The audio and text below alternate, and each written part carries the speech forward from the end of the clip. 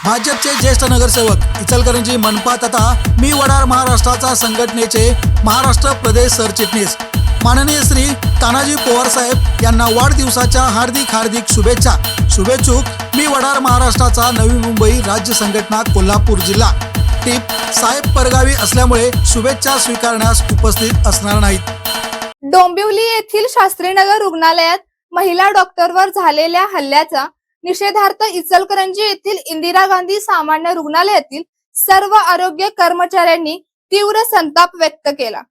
काळ्या फिती लावून दिवसभर कामकाज करत या घटनेचा निषेध नोंदविण्यात आला।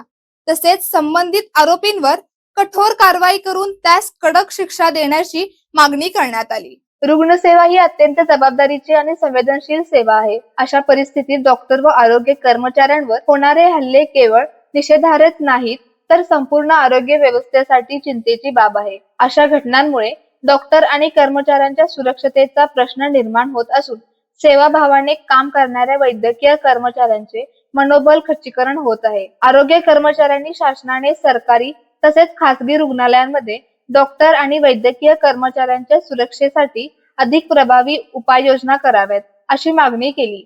रुग्णालय परिसरात सुरक्षा व्यवस्था अधिक मजबूत करून अशी घटना पुन्हा घडणार नाही यासाठी ठोस पावले उचलावीत असेही आरोग्य कर्मचारी मागणी केली। दिवसभर काळ्या फिती लावून सेवा बजावत कर्मचाऱ्यांनी निषेध व्यक्त केला। रुग्णसेवा अबाधित ठेवत आंदोलन करण्यात आले।